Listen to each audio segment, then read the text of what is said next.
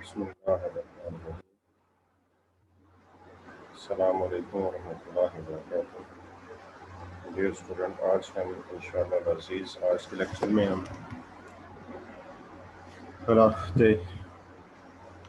خلفائے راشدین کے بعد اموی دور کو دیکھنے جا رہے ہیں۔ اموی دور حکومت یہ اصل میں جو قبیلہ بنی امیہ کی چشم چراغ حضرت امیر معاویہ رضی اللہ تعالی عنہ کی دور حکومت سے اس کا سلسلہ شروع ہوا۔ اگر ہجری سال کے حوالے سے اس کی تاریخ کو دیکھا جائے تو یہ 41 ہجری سے لے کر 132 ہجری تک کا یہ دور ہے، جس کی ابتدا حضرت امیر معاویہ رضی اللہ تعالیٰ عنہ سے ہوئی اور اس کی انتہا جو ہے مروان بن محمد سے ہوئی۔ اس پورے چنور کے اندر اس عرصے میں جتنے بادشاہ یا جن لوگوں نے حکومت کی وہ ٹوٹل 14 لوگ بنتے ہیں۔ 14 افراد نے خلیفہ کے عنوان سے اسلامی ممالک پر حکمرانی کی۔ حضرت امیر معاویہ رضی اللہ تعالی عنہ کے بعد ان کا بیٹا یزید تخت نشین ہوا، اور اس کے بعد یزید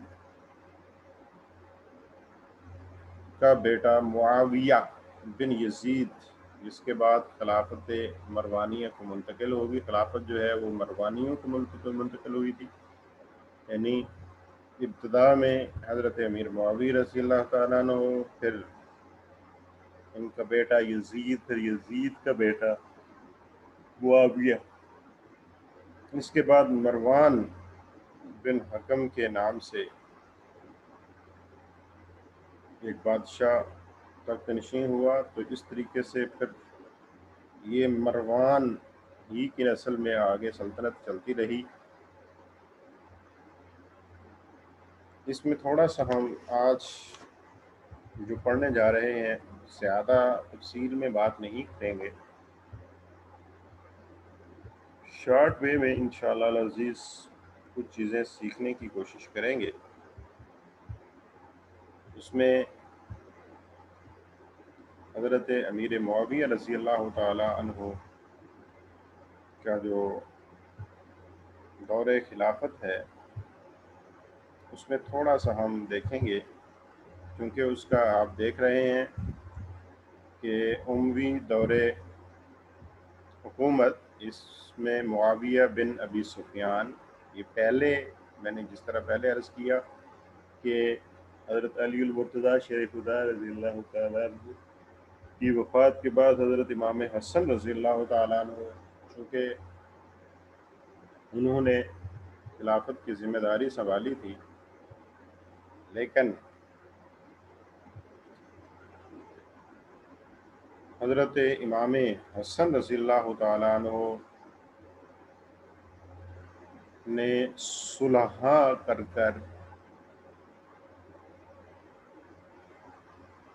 اس خلافت کو حضرت امیر معاویہ کے سپرد کیا تھا۔ معاویہ کی خلافت کے بعد خلافت کا مفہوم جو ہے وہ ملوکیت اور سلطنت میں تبدیل ہوا۔ حضرت امیر معاویہ رضی اللہ تعالیٰ عنہ اور ان کے ممد و معاون جتنے بھی لوگ تھے اپنی حکومت کے لیے ملک یا بادشاہت کا لفظ انہوں نے استعمال کیا،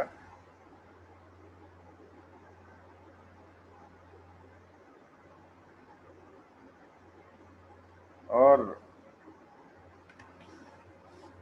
معاویہ حضرت امیر معاویہ رضی اللہ تعالیٰ عنہ نے بادشاہت اور ملک داری کے لیے مرکز خلافت کو شام منتقل کیا۔ پہلے چونکہ خلافت جو ہے وہ مدینہ منورہ اس کا مرکز تھا، چونکہ حضرت امیر معاویہ رضی اللہ تعالیٰ عنہ مختلف خلفاء کے دور میں ملک شام کے گورنر رہے، تقریباً 22 سال انہوں نے حضرت امیر معاویہ رضی اللہ تعالیٰ عنہ نے گورنر کی حیثیت سے ہی ملک شام میں رہے، تو انہوں نے جو خلافت کا مرکز تھا اس کو منتقل کر دیا شام میں،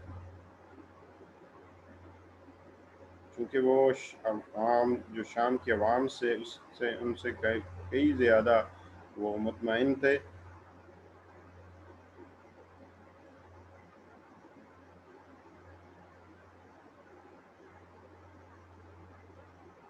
چونکہ حضرت عثمان غنی رضی اللہ تعالیٰ عنہ کے دور میں ہی یہ سلسلہ جو ہے وہ شروع ہو چکا تھا۔ حضرت عثمان غنی رضی اللہ تعالیٰ عنہ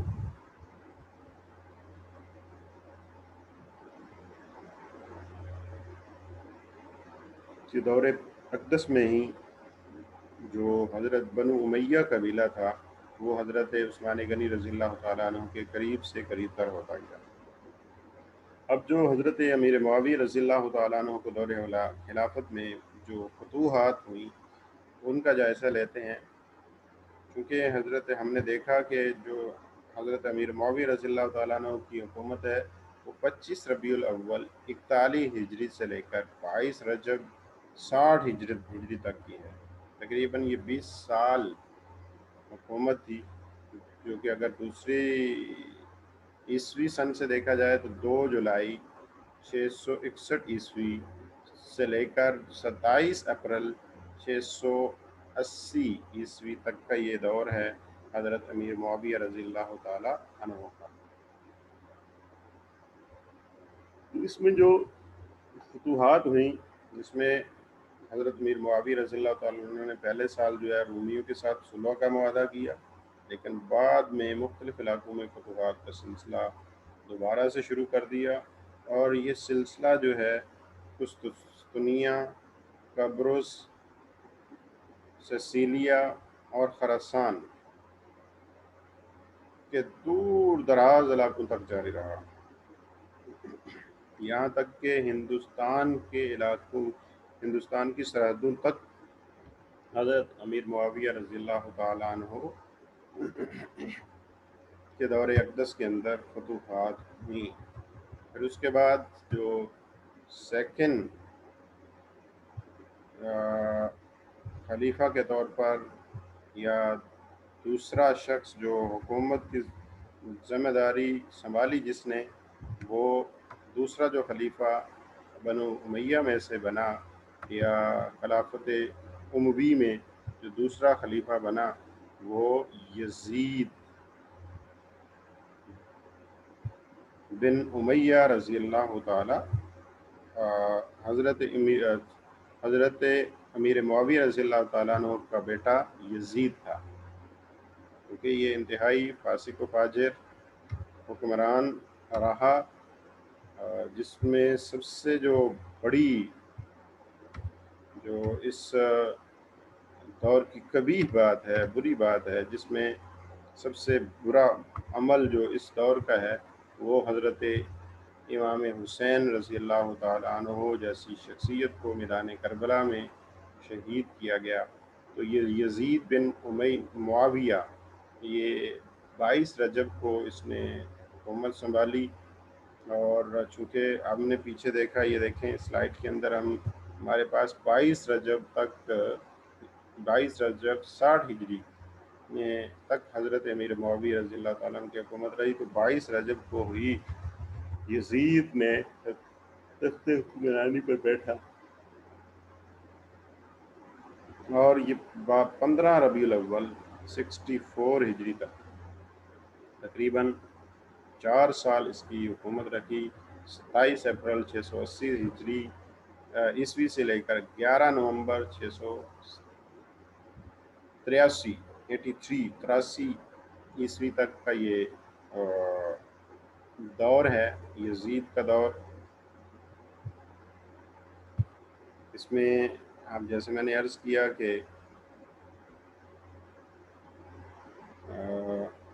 بہت سارا فساد فتنہ فساد اس کے دور کے اندر ہوا.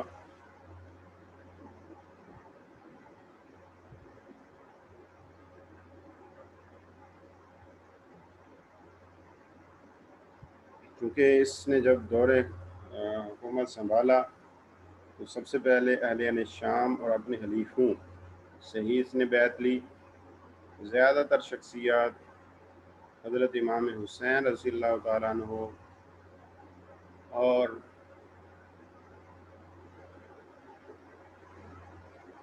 چاہتی تھیں، لیکن بزور بازو جو بیعت کا سلسلہ تھا یہ بطور طاقت یہ یزید نے لیا. اس کے دور خلافت میں بہت سی اسلامی مظاہر و اقدار پر حملے کیے گئے، جس طرح کہ اس میں واقع کربلا، واقع حرا اور کعبۃ اللہ کو جلا دینا، مسجد نبوی میں گھوڑے باندھنا. اس طریقے کے واقعات جو ہیں یزید کے اس پلید دور کے اندر ہوئے، جو کہ اس کے یزید نے اپنی خلافت کا جو آغاز تھا وہ 61 ہجری میں امام حسین رضی اللہ تعالیٰ عنہ سے بیعت لینے کے بہانے عراق میں اپنے عامل عبید اللہ بن زیاد کے توسل سے ایک کربلا کا جو میدان سجا تھا اس تناظر میں اس نے اپنا جو ہے وہ بیعت کا سلسلہ شروع کیا تھا. جہاں تک واقعہ حرہ کی بات ہے تو یہ 62 ہجری میں اشراف مدینہ کی ایک جماعت نے یزید کے ساتھ ملاقات کی اور اس کے حالات دیکھ کر مدینہ لوٹے تو لوگوں کو اس کے خلاف مشتعل کیا. جو بڑے بڑے امراء تھے، بڑے بڑے لوگ تھے مدینہ منورہ کے، اس نے جا کر یزید کے ساتھ ملاقات کرنے کے بعد وہاں کے جب حالات دیکھے کہ یہ تو زانی فاسق فاجر اور اس کے تو مزاج ہی حکومت والے نہیں ہیں، انہوں نے جا کر عوام کے ساتھ اس چیز کو ڈسکس کیا، جس میں عوام کو مشتعل کیا گیا. عوام نے شہر کے اموی والی کو مدینہ منورہ سے نکال دیا اور مدینہ میں مقیم امویوں کا محاصرہ کر لیا. عبداللہ بن زبیر رضی اللہ تعالیٰ عنہ نے واقع کربلا سے فائدہ اٹھا کر مکی عوام کو بھی اپنے ساتھ ملا لیا. یزید نے ایک لشکر جو ہے مسلم بن عقبہ مرعی کی سرکردگی میں حجاز کی طرف یعنی مدینہ اور مکہ کی طرف روانہ کیا. مسلم اور اس کے لشکر نے مدینہ منورہ میں زبردست قسم کا قتل عام کیا. اس طرح میں نے پہلے کہا مسجد نبوی میں اس نے گھوڑے باندھے اور کعبہ اللہ کو اس نے نظر آتش کر دیا. جو اس کی موت تھی، لشکر یزید نے مکہ کا محاصرہ کر لیا تھا، تو اسی اثناء میں ربیع الاول سن 64 ہجری کو، یعنی جو اوپر ہم نے بیان کیا 368 عیسوی کو یزید کی موت کی خبر مل گئی. پھر اس کے بعد اگلی جو حکمرانی تھی یزید کے مرنے کے بعد جو تیسرا خلیفہ بننا تھا وہ معاویہ بن یزید نے بننا. یہ دیکھیں تیسرا جو خلیفہ معاویہ بن یزید 16 ربیع الاول 64 ہجری شوال 64 اس کی جو دور خلافت تھی، چونکہ اوپر ہم دیکھ رہے ہیں یہ دیکھیں 60 ہجری سے لے کر 64 ہجری تک کا یہ دور ہے، اور یہاں پہ بھی اس کو 64 ہجری میں ہی ربیع الاول 16 ربیع الاول میں اس نے حکومت شروع کی تھی، اور شوال ربیع الاول ربیع الثانی جمادی الاول جمادی الثانی، تو یہ شوال یعنی رمضان کے بعد جو شوال ہے وہاں تک کی اس کی حکمرانی تھی. یعنی اس نے 1 سال بھی مکمل نہیں کیا تھا، اس کی حکمرانی میں 1 سال بھی مکمل نہیں ہوا تھا جو معاویہ بن یزید تھا. اصل میں اس زمانے میں خلافت کی جو باتیں تھی وہ منتقل ہونے جا رہی تھی مروانیوں کو، کیونکہ یزید کے کئی بیٹے تھے جو کم سن کی وجہ سے ابن زبیر کے ساتھ مسابقت میں ان کی مداخلت کی کوئی گنجائش نہ تھی۔ یزید نے اپنی موت سے قبل ہی حسان بن مالک کلبی کے ساتھ مشورہ کر کے اس کو اپنا جانشین مقرر کیا۔ حسان معاویہ ثانی 20 سالہ نوجوان تھا جس کو معاویہ بن یزید کہا جاتا ہے۔ وہ باپ کی موت کے بعد منبر پر چڑھا اور اپنے خاندان کو کڑی تنقید کا نشانہ بنا کر اپنے آپ کو خلافت سے معزول و سفیانیوں کے خلافت کے زوال کا اعلان کیا، اور پھر اس کے بعد کچھ ہی عرصے بعد جو ہے اس کا اپنا بھی انتقال ہو گیا، جس طرح ہم نے ذکر کیا ابھی۔ تو یہ باپ یہ اس نے خود سے ہی اپنی ہی حکمرانی کو، اپنے ہی حکومت کے لوگوں کو نشانہ بنایا تھا، یزید بن معاویہ۔ اس کے بعد یزید بن معاویہ معاویہ بن یزید یہ تیسرے حکمران تھے۔ اب چوتھا حکمران مروان بن حکم۔ اس طریقے سے میں نے کچھ حکمرانوں کا ذکر کر دیا۔ مروان بن حکم ہے، شوال 64 ہجری سے لے کر 3 رمضان 65 ہجری تک کا یہ اس کا دور ہے۔ پھر عبد الملک بن مروان، اصل میں جو حکمرانی تھی مروانیوں کی، عمومی حکمرانوں میں سے مروانیوں کی جو حکمرانی، جب مروانیوں کے پاس حکومت آئی تھی تو اس میں جو سب سے مین کریڈٹ جس کو جاتا ہے وہ عبد الملک بن مروان ہے۔ یہی وہ شخصیت ہے عبد الملک بن مروان جس نے پھر جو فلسطین کے اندر، جو پچھلے دنوں میں ہم نے پڑھا کہ فلسطین کے اندر جو قبۃ الصخرہ ہے اس کو جو بنانے والا ہے وہ عبد الملک بن مروان ہے۔ پھر اس کے بعد جو حکمرانی عبد الملک کے بعد ولید بن عبد الملک کے پاس آئی، پھر ولید کے بعد سلیمان بن عبد الملک کے پاس آئی، پھر نمبر 8 پر جو 99 ہجری میں جو حکمرانی تھی عمر بن عبدالعزیز، انہوں نے اپنی طرز حکمرانی کو خلافت کی حکمرانی کی طرف منتقل کرنے کی کوشش کی تھی، اور یہی وجہ ہے کہ اگر خلفۂ راشدین کی بات کی جائے تو جو 5ویں خلیفہ جن کو کہا جاتا ہے وہ عمر بن عبدالعزیز ہی کو گردانا جاتا ہے۔ پھر ان کی وفات کے بعد یزید بن عبد الملک ہیں، پھر ان کی وفات کے بعد حشام بن عبد الملک ہیں، پھر حشام کے بعد ولید بن یزید بن عبد الملک ہیں، پھر یزید ثالث بن ولید ہیں، پھر ابراہیم بن ولید ہیں، اور آخر میں جو آخری خلیفہ ہے اموی خلفاء کا وہ مروان بن محمد ہے،